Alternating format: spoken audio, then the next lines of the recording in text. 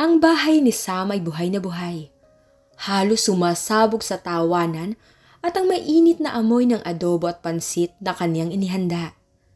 Ang bawat sulok ay pinalamutian ng maliliit na fairy lights na nagbibigay ng malambot at maligayang ambience. Perpekto para sa napaka-espesyal na gabing ito. Sa loob ng ilang linggo, si Cassandra, ang kaniyang matalik na kaibigan mula pa noong kolehiyo, ay namumulaklak sa pag-ibig. Ang bawat tawag ng telepono, bawat text message, punong-puno ng mga detalye tungkol sa lalaking pinapangarap niya. Ang matamis na kislap sa mga mata ni Cassandra tuwing binabanggit niya ang pangalan ni Liam ay sapat na upang mapuno ang puso ni Sam ng kagalakan para sa kaibigan. Ngayon, sa wakas, makikilala na niya ang misteryosong Liam. Sam, hindi ko mapaliwanag kung gaano ko kasaya ngayon. Pahayag ni Cassandra sa telepono kaninang umaga. Ang boses ay puno ng napakaraming pag-asa. Si Liam, siya ang lahat ng pinangarap ko at higit pa. Napakabait niya. Napakatalino at ang paraan ng pagtingin niya sa akin, Sam. Parang ako lang nag-iisang babae sa buong mundo. Ngumiti si Sam, sinubukang pigilan ang sarili na hindi mapangiti ng malapad habang pinupunasan ang counter. Alam mo, Cass, sa tinagal-tagal ng pagkakaibigan natin, bihira kitang makitang ganito. Kaya excited na akong makilalang lalaking to. Siguraduhin mong hindi ka malilate. Hindi! Gusto kong ipakilala siya sa lahat. Gusto kong makita mo siya, Sam. Sigurado akong magugustuhan mo rin siya. Sagot ni Cassandra, ang kislap sa kanyang tinig ay hindi maikakaila. Sa pagitan ng kaniyang paghahanda at pakikinig sa walang humpay na papuri ni Cassandra para kay Liam, nahanap ni Sam ang sarili na nag-iisip tungkol sa kanyang sariling nakaraan. Matagal na rin mula nang maramdaman niya ang ganitong klaseng kilig na inilarawan ni Cassandra. Ang kanyang buhay ay umiikot na sa kanyang karera, sa pagnanais na makamit ang lahat ng pangarap na kanyang pinaghirapan. Nagkaroon siya ng mga kasintahan, oo, ngunit wala pa ring nagpahanda sa kanyang iwan ang lahat para sa kanila. Wala pa ring nagawang magbago ng direksyon ng kanyang buhay maliban sa isang tao.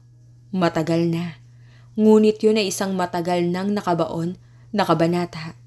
Isang matamis na alaala na kailangan niyang bitawan para sa mas malaking layunin. Ang doorbell ay tumunog. Nagpabalik kay Sam sa kasalukuyan. Mabilis niyang inayos ang kanyang damit at ang kanyang buhok.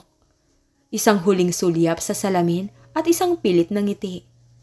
Ang mga kaibigan nila ay naroroon na, naghihintay kasama siya sa living room, nag-uusap at nagtatawanan. Sila na yan, bulong ni Sam. Ang kanyang puso ay bahagyang kumabog sa pag-asa. Lumakad siya patungo sa pinto. Ang kanyang ngiti ay malawak at handang batiin ang bagong pag-ibig ni Cassandra. Binuksan niya ang pinto. Sa isang iglap, tumigil ang mundo. Ang ngiti ni Sam ay unti-unting nawala.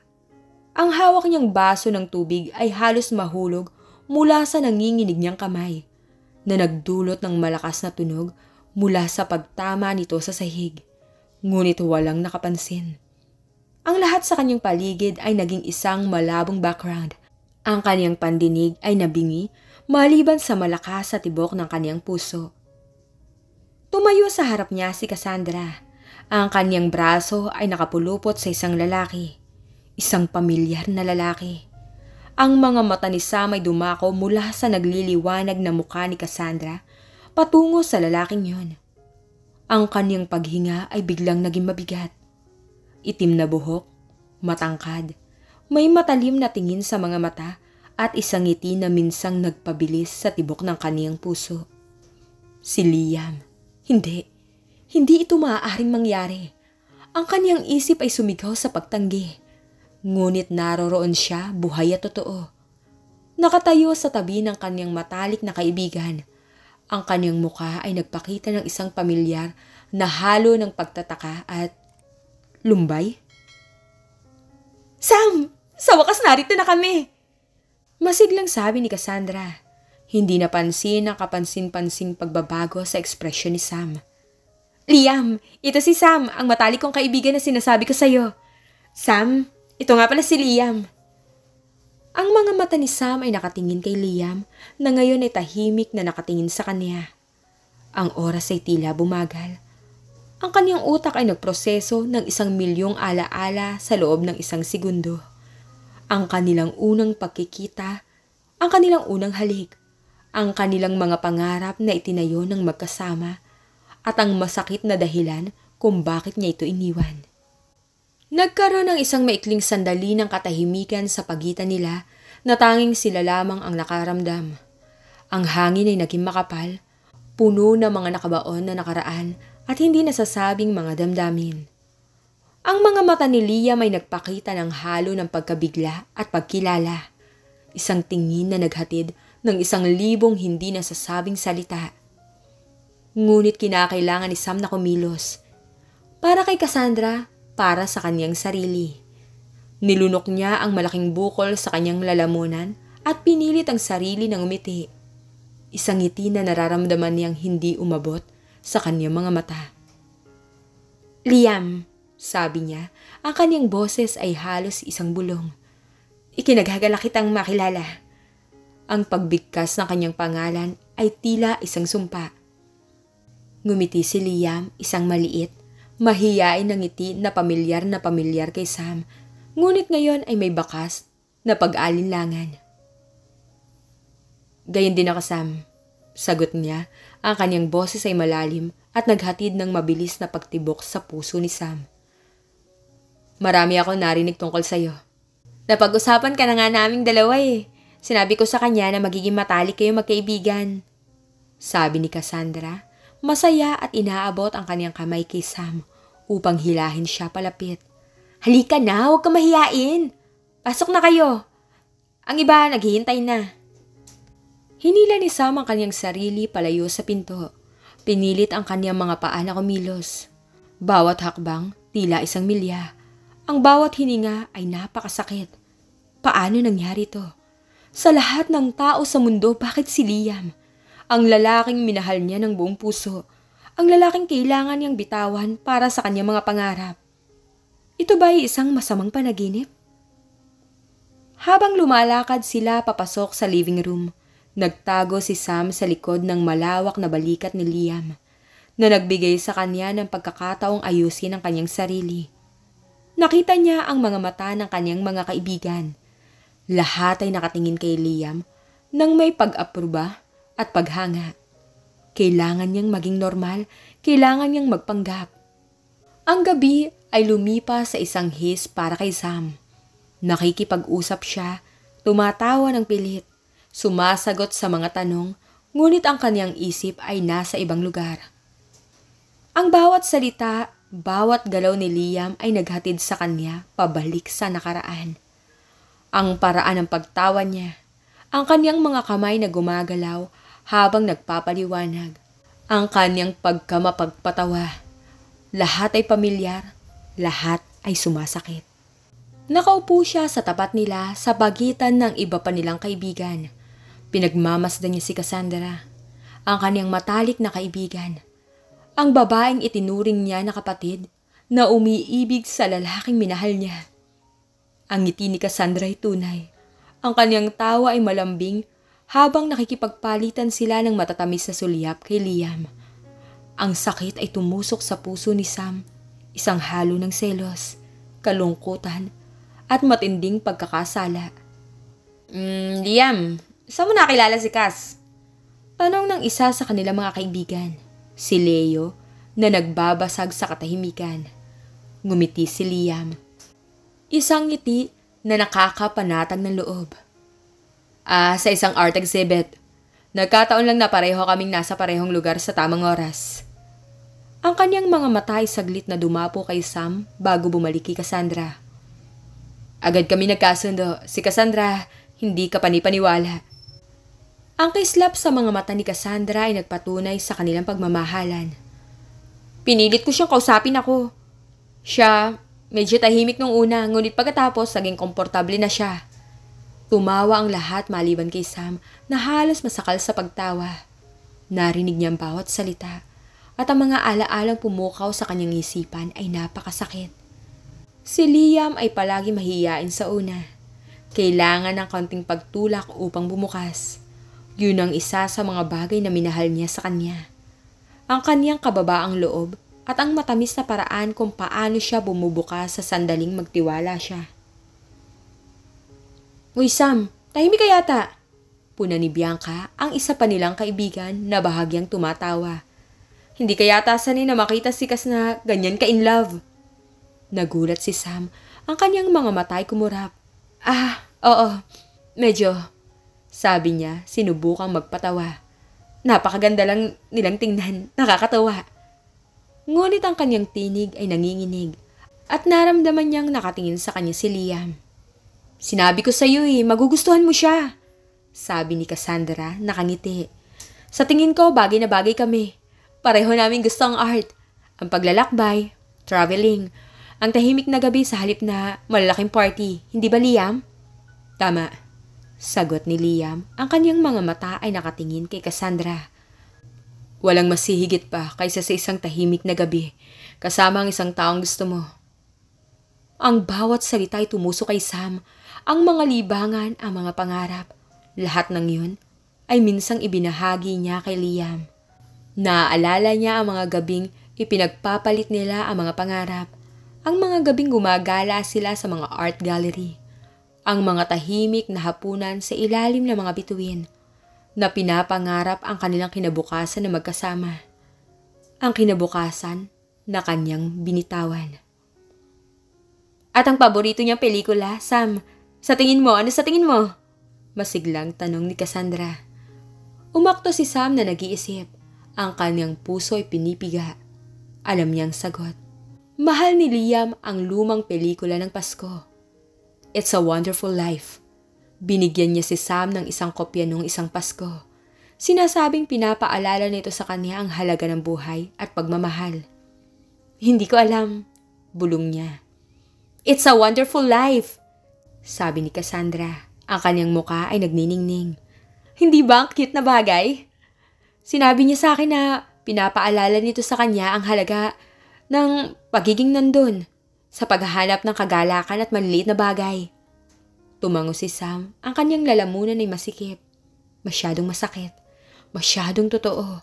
Ang kanyang mga mata ay muling nakatingin kay Liam na ngayon ay tahimik. Ang kanyang mga mata ay sumisiyasat sa kanya na parang sinusubukan niyang basahin ang kanyang mga iniisip. Liam, anong trabaho mo? Tanong ni Marco, isa pa nilang kaibigan. Architect. Sagot ni Liam. Nagsisimula pa lang akong magpatakbo ng sarili kong maliit na studio. Matagal ko na tong pinangarap. Isang kurot ng panghihinayang ang tumuso kay Sam. Naalala niya ang mga oras na pinag-uusapan nila ang kanyang mga plano. Ang kanyang mga disenyo na ginagawa niya sa likod ng mga napkin habang nagda-date sila. Ang kanyang pangarap, ang pangarap na minahal niya at naniniwala siya na matutupad. Naramdaman ni Sam na kailangan niyang umalis sa mesa. Excuse me, kailangan ko lang pumunta sa banyo. Sabi niya, halos tumakbo sa banyo. Sa loob ng banyo, tumingin siya sa kanyang sarili sa salamin. Ang kanyang mukha ay maputla. Ang kanyang mga mata ay may bakas ng takot. Hinawakan niya ang kanyang dibdib. Kung saan ang kanyang puso ay nanginginig pa rin. Ito ay isang bangungot.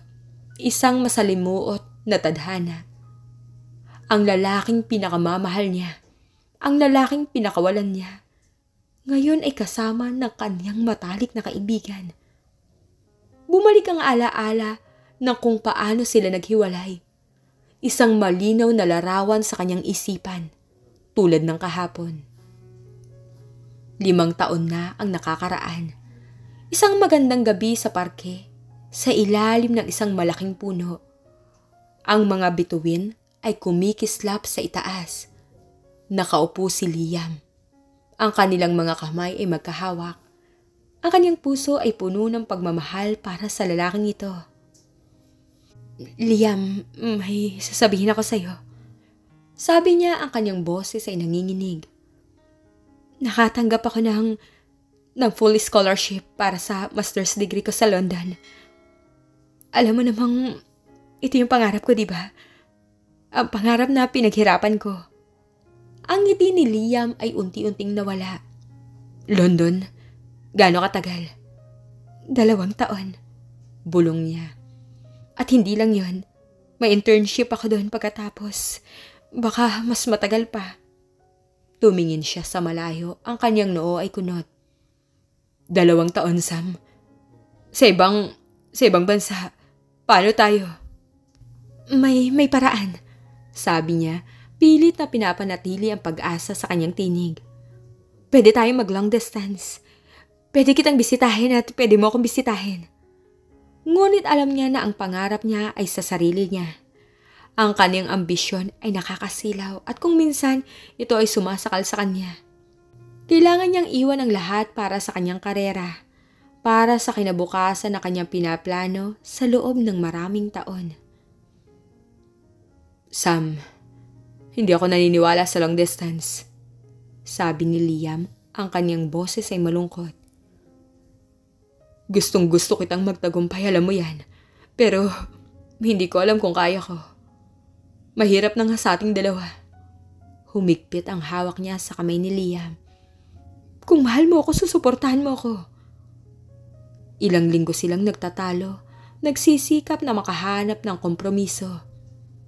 Ngunit sa huli ang kaniyang mga ambisyon ay masyadong malaki at ang kanilang pag-ibig, sa kabila ng lahat ng kalakasan nito, ay hindi sapat upang mapanatili siyang manatili o para sa kanya na sumama.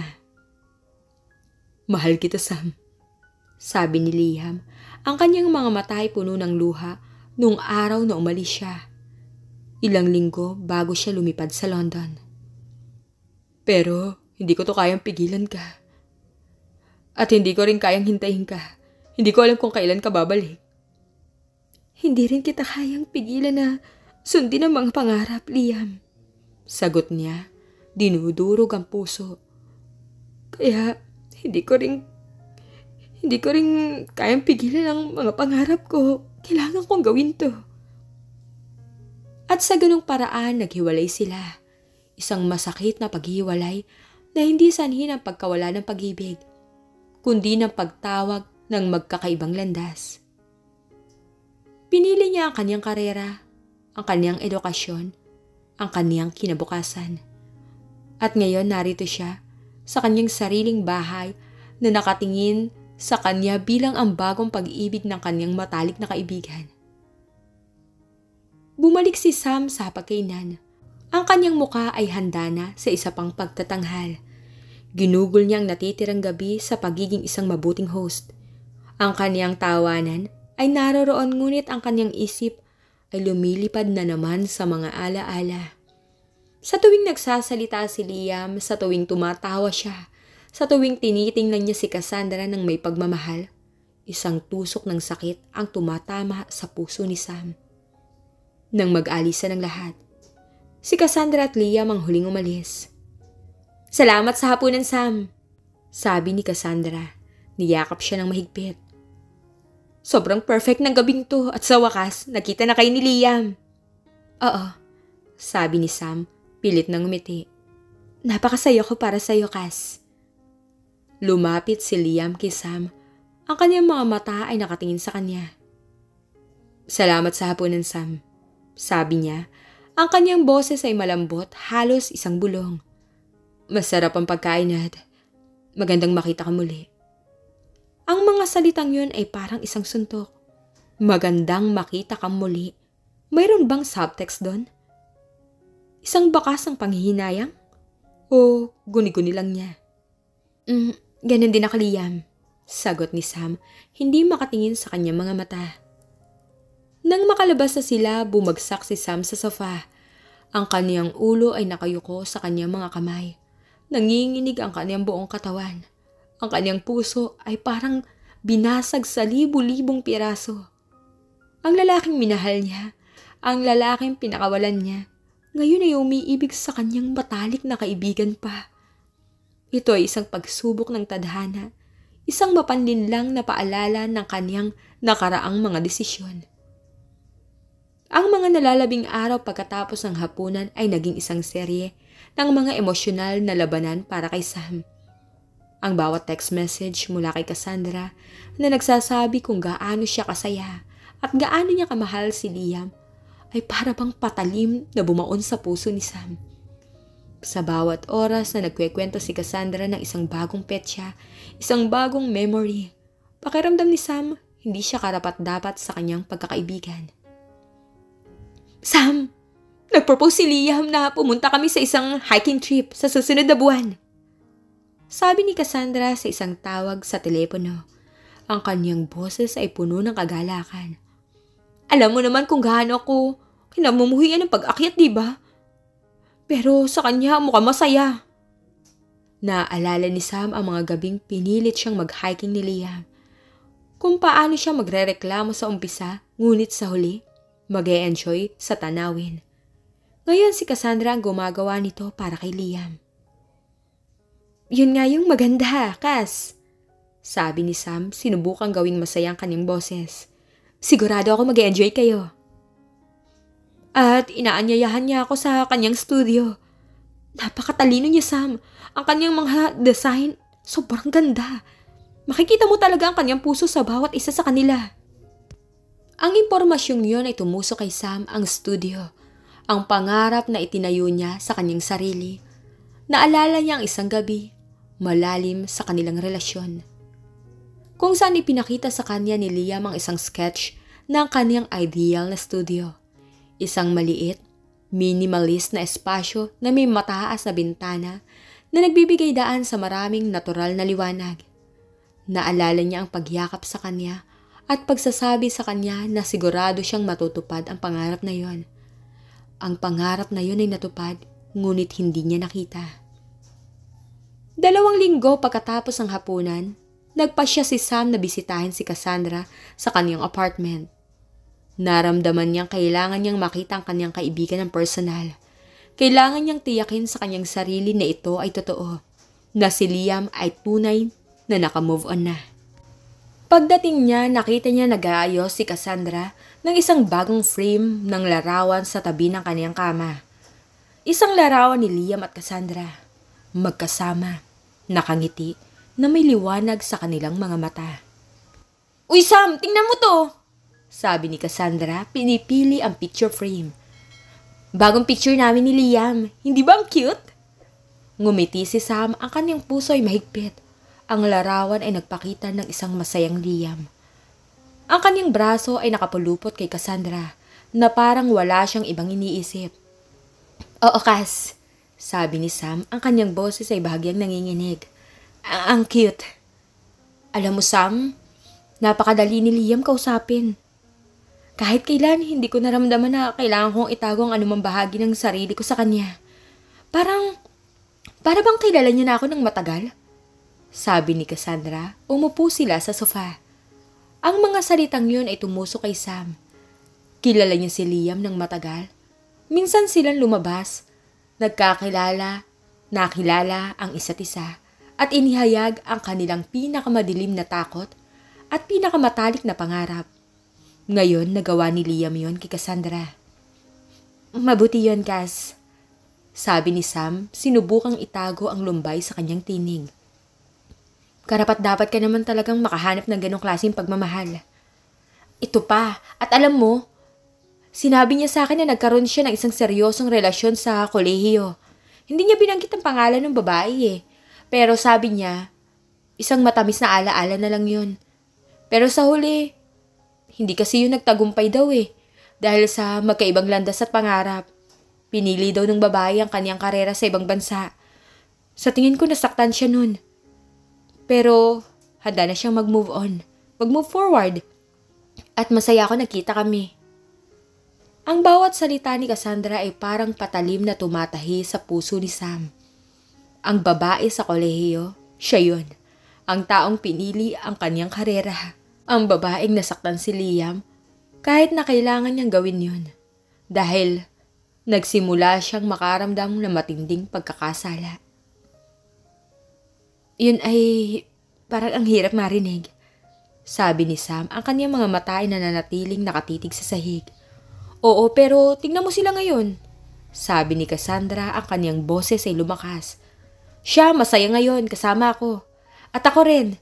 Kaya nagpapasalamat ako sa kung sino man ang babaeng yun. Dahil nagbigay siya ng daan para makilala ko si Liam. Ang mga salitang yun ay nagdala ng isang alon ng emosyon kay Sam. Sakit, panghihinayang, at isang kakaibang pakiramdam ng pag-approve. Ang kaibigan niya ay masaya at kung kailangan niyang maging ang babae sa nakaraan upang mangyari yon, kung gayon, marahil ito ay karapat-dapat. Kaya Sam, kumusta naman yung buhay pag-ibig? Yung sayo? Tanong ni Cassandra, nagbabago ng paksa. Naging successful ka sa karera mo. Ngayon, kailangan nating hanapin ang iyong Liam. Ang tanong ni Cassandra ay nagpabalik kay Sam sa katotohanan. Ang kanyang karera ay lumalago, oo. Ngunit, sa anong halaga? Nawala ba niya ang pag-ibig habang hinahabol ang kanyang mga pangarap? At ngayon narito ang pag-ibig na yon sa mga braso ng kanyang matalik na kaibigan. Masaya ka sa aking buhay, Cass. Ang karera ko, priority ko ngayon. Sabi ni Sam, sinubukan maging matatag. Ngunit sa loob ang kanyang puso ay sumisigaw. Hindi siya masaya. Ang nakaraan ay bumalik upang guluhin siya. At ngayon ay nasa pagitan siya ng kanyang kaligayahan at ng kaligayahan ng kanyang matalik na kaibigan. Kinabukasan habang nasa trabaho si Sam, nakatanggap siya ng isang text message mula kay Liam. Ang kanyang puso ay kumabog. Kailanman ay hindi pa siya tinetext ni Liam. Binuksan niyang message. Ang subject. Kamusta? Kamusta ka? Pwede ba tayong mag-usap sandali kung hindi ka busy? Nagulat si Sam. Bakit siya tinetext ni Liam? Gusto ba niyang mag-usap tungkol sa nakaraan? Gusto ba niyang sabihin sa kanya na itago ang kanilang lihim? Nagtipa siya ng sagot. Ang kanyang mga kamay ay nanginginig.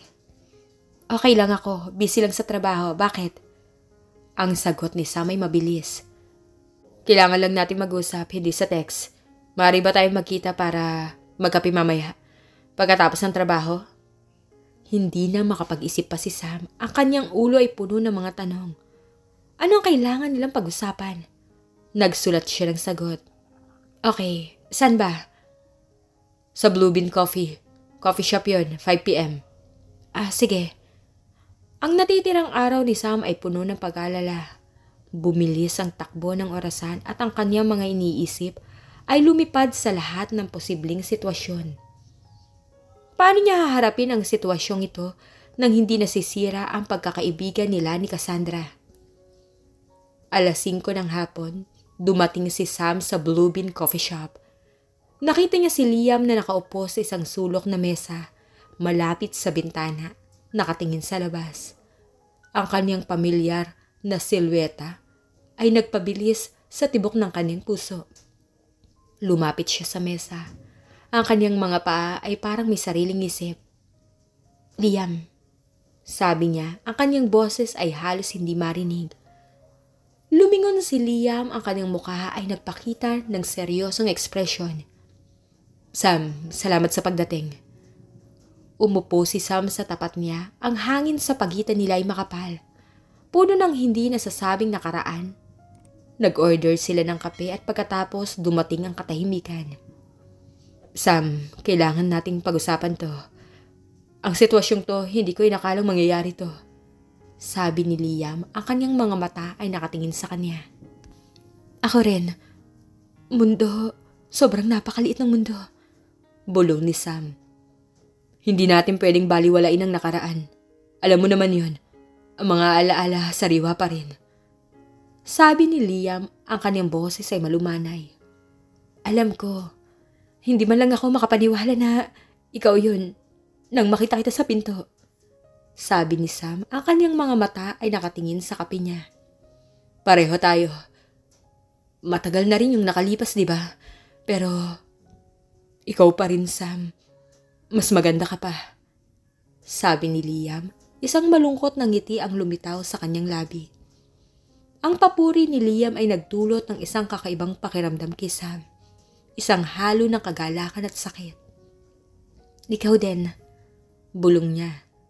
Mas successful ka pa. Ang studio mo. Narinig ko kay Cassandra.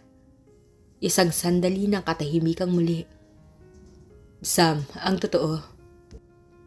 Ang tinig ni Liam ay seryoso. Hindi ko alam kung kaya ko tong gawin. Nakikipag-date kay Cassandra, knowing na ikaw ang matalik niyang kaibigan. Alam mo, mahal ko si Cassandra. Masaya ako sa kanya, pero yung nakaraan natin, Sam, hindi ko mabura. Isang tusok ng selos ang tumama kay Sam. Mahal niya si Cassandra. Talagang nakamove on na siya. Alam ko, nararamdaman ko rin yan. Bulong ni Sam. Kaya, ano ang gagawin natin? Sasabihin ba natin kay Cassandra? Paano natin sasabihin sa kanya? Alam mo naman kung gaano niya ako kamahal at kung gaano kanya kamahal. Tanong ni Liam, ang kanyang mga mata ay puno ng pag-aalinlangan. Ang idea ng pagsasabi kay Cassandra ay nagdulot ng takot kay Sam. Ang kanyang kaibigan, ang kanyang kapatid sa puso ay masasaktan.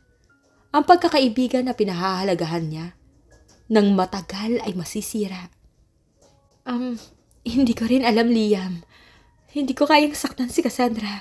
Hindi ko kayang sirain ang kaligayahan niya. Matagal na niyang pinapangarap ang ganong klaseng pagmamahal. Sabi ni Sam, ang kanyang boses ay nanginginig.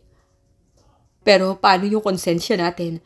Paano tayo magpapatuloy na parang walang nangyari? Yung bawat tingin, bawat alaala.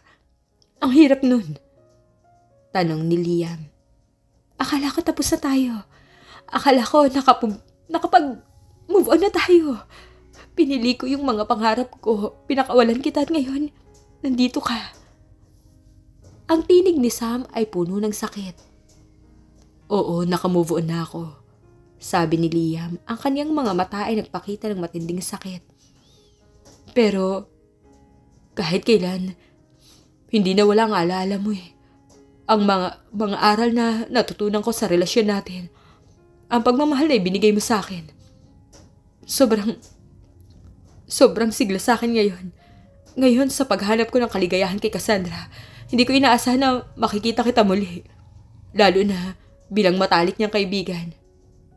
Kaya nga ano bang maisasuggest mo? Tanong ni Sam, ang kanyang puso ay kumabog ng mabilis. Isang mahabang sandali ng katahimikan. Tumingin si Liam sa labas ng bintana. Ang kanyang noo ay kunot sa pag-iisip.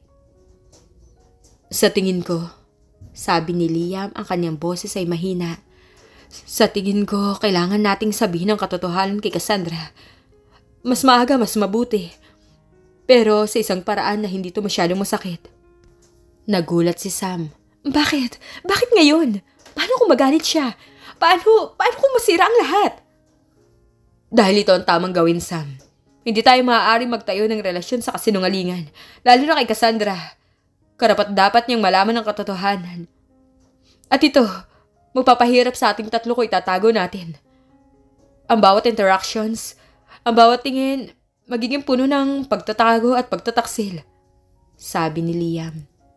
Ang mga salita ni Liam ay tumama kay Sam. Tama siya. Ang pagkakaroon ng sekreto na ito sa pagitan nila ay magpapahirap sa kanila. Ngunit ang sakit na may bibigay nito kay Cassandra ay mas malaki. Pero paano natin sasabihin sa kanya na ang lalaking minahal niya ay minahal ko rin at ang babaeng pinagkakatiwalaan niya ay yung dating kasintahan? Tanong ni Sam, ang kanyang boses ay nanginginig. Hindi ko alam, pero kailangan natin gawin to ng magkasama. Bilang mga kaibigan, Sam. At sana, bilang mga taong nagmamalasakit sa kapakanan ng isa't isa, kabilang na si Cassandra. Sabi ni Liam.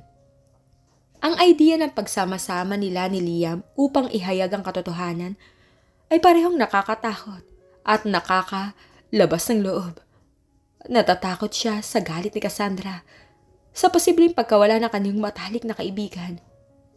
Pero sa kabilang banda, naramdaman niya ang isang bahagyang kaginhawaan na hindi niya ito haharapin ng mag-isa. Okay, kailangan natin magplano. Kailangan nating maging maingat, Liam. Tama ka, Sam. Kailangan nating tiyakin kay Cassandra na wala nang natitirang feelings ang isa't isa. At ang aming nakaraan ay tunay na tapos na. yung nakaraan natin. Na ang intensyon natin, hindi siya saktan, kundi maging tapat sa kanya.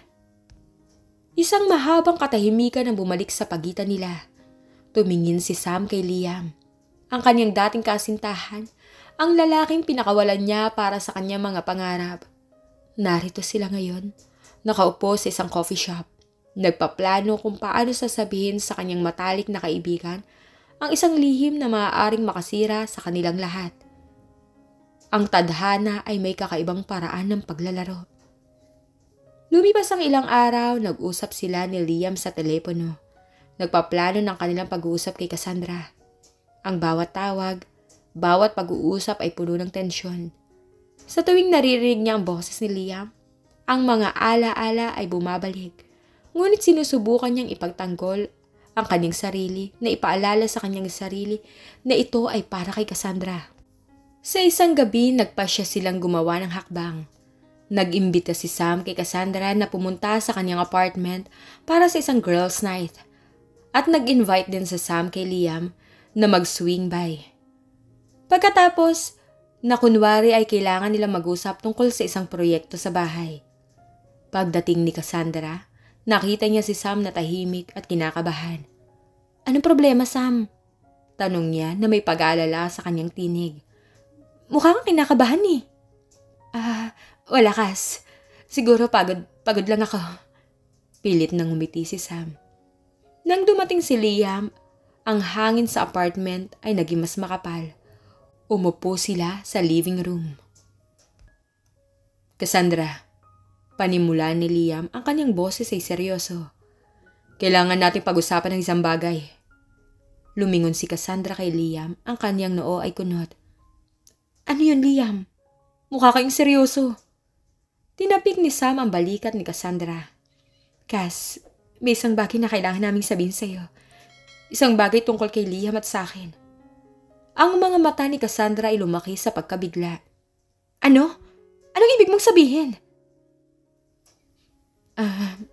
Si Liam at ako, kilala na namin ang isa't isa bago pa to.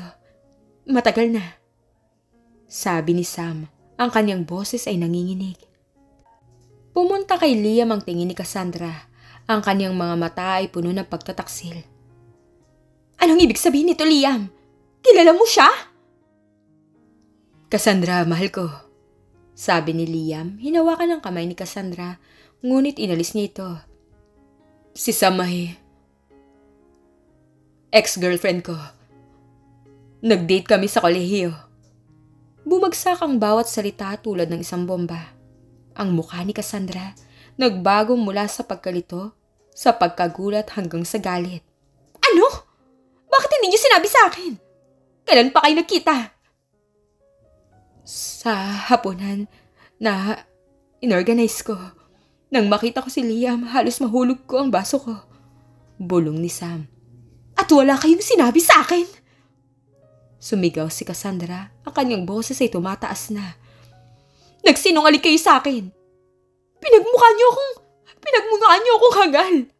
Ang matalik kong kaibigan at ang lalaking mahal ko. Hindi namin sinasadya na saktan ka, Cass. Natakot kami." Sabi ni Sam, ang kanyang mga mata ay puno ng luha. "Natakot? Sa ano?" Galit na tanong ni Cassandra. "Natatakot na masira ang lihim niyo?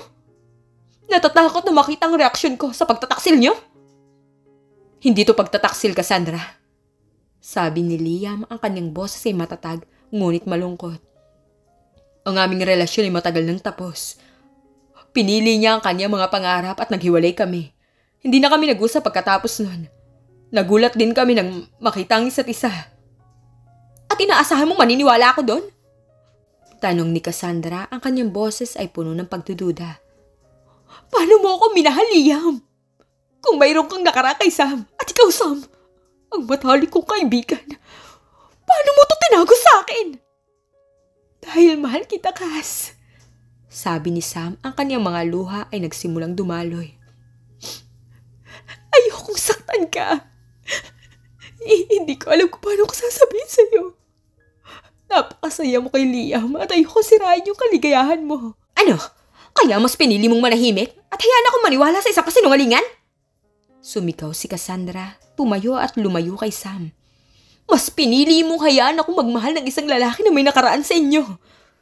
Sa tingin mo, hindi ako masasaktan yan? Cassandra, wala na kaming pakiramdam sa isa't isa. Tapos na ang lahat. Sabi ni Liam. Ang nakaraan namin tapos na, mahal kita Cassandra.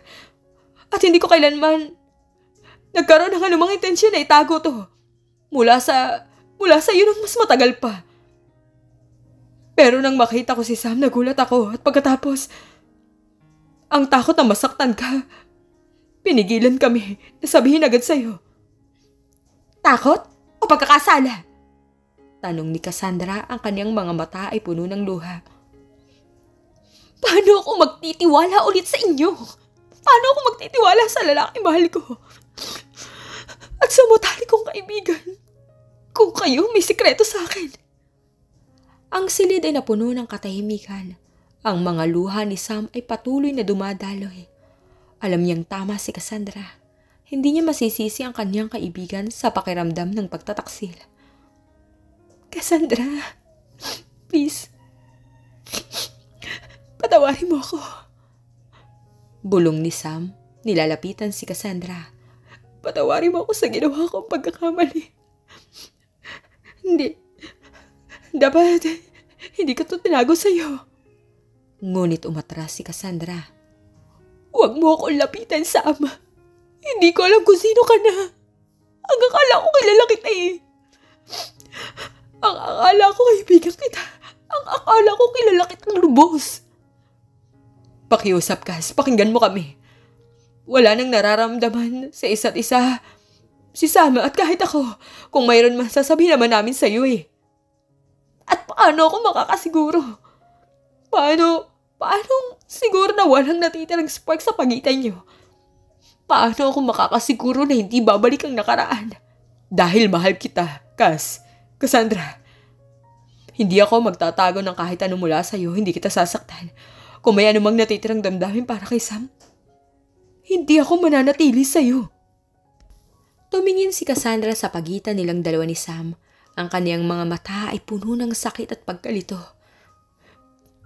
Kailangan ko ng oras. Bulong niya. Kailangan ko mag-isip. Hindi ko alam kung ano dapat kong gawin. Cassandra, pakiusap. Sabi ni Sam na lumapit upang hawakan ang kanyang kamay. Ngunit muli ay umatras si Cassandra. Umalis ka na muna, Sam. Kailangan namin mag-usap ni Liam. Kaming dalawa lang. Ang mga salitang yun ay tumusok kay Sam. Ang kanyang kaibigan, pinalalaya siya sa kanyang sariling tahanan. Lumabas si Sam sa pinto. Ang kanyang puso ay mabigat. Ang kanyang mga luha ay umaagos. Nasisira ang lahat. Ang natatakot niyang mangyari ay nangyayari. Sa loob ng sumunod na linggo, hindi tinawagan ni Cassandra si Sam. Hindi rin ito sumasagot sa mga text message. Ang pakiramdam ng pagkawala ay masakit. Ang kanyang matalik na kaibigan ay galit sa kanya. Isang araw nakatanggap siya ng text message mula kay Liam. Nag-usap kami ni Cassandra. Magkita tayo ulit sa Blue Bean.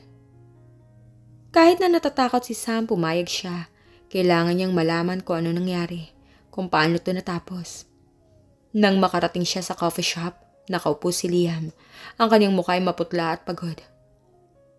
Kumusta ka, Liam? Tanong ni Sam, umupo. Okay lang ako. Naging matindi ang pag-uusap namin. Galit na galit siya sa umpisa. Pero sa huli, pinakinggan niya ako. At pinakinggan ko rin siya. Bulong ni Liam.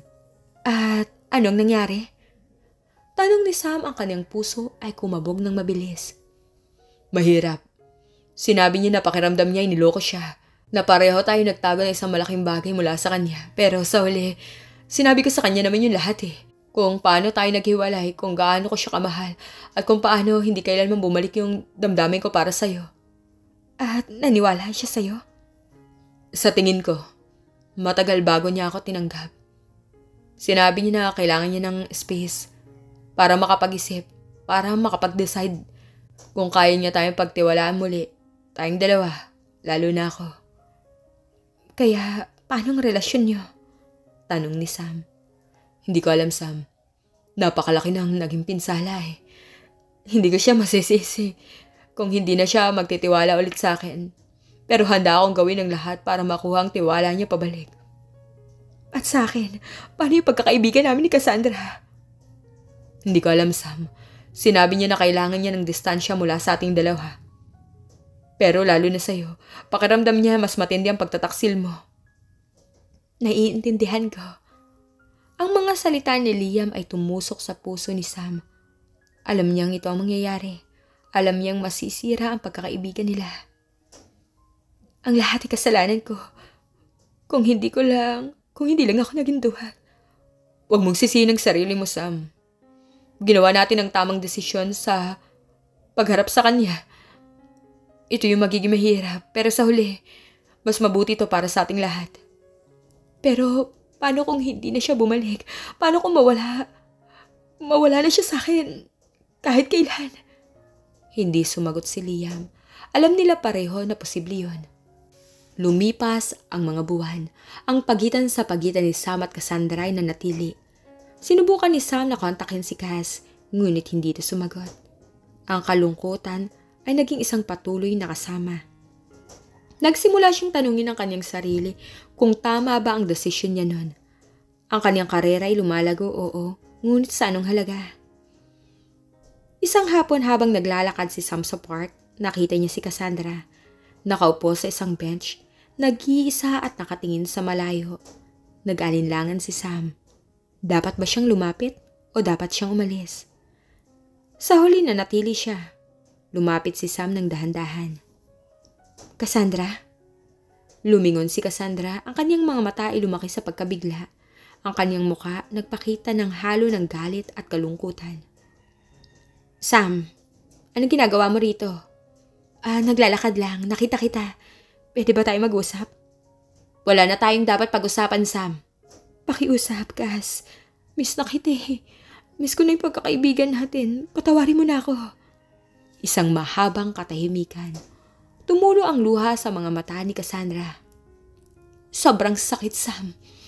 Pakiramdam ko, yung niloko ka ng 2 taong pinakamahalaga sa'yo. Yung pinakamamahal mo. Ang akala ko matalik na kaibigan kita. Ang akala ko kilala na kita eh. Alam ko yun. Pasensya na, Cass. At wala ko anumang dahilan para ipagtanggol yung sarili ko eh. Naging duwag ako. Hindi ko dapat tinago sa iyong katotohanan. Pero ginawa ko to dahil mahal kita. At ayokong saktan ka. Nagkamali ako. Pero sinaktan mo ako ng higit pa sa pagtatago mo nito.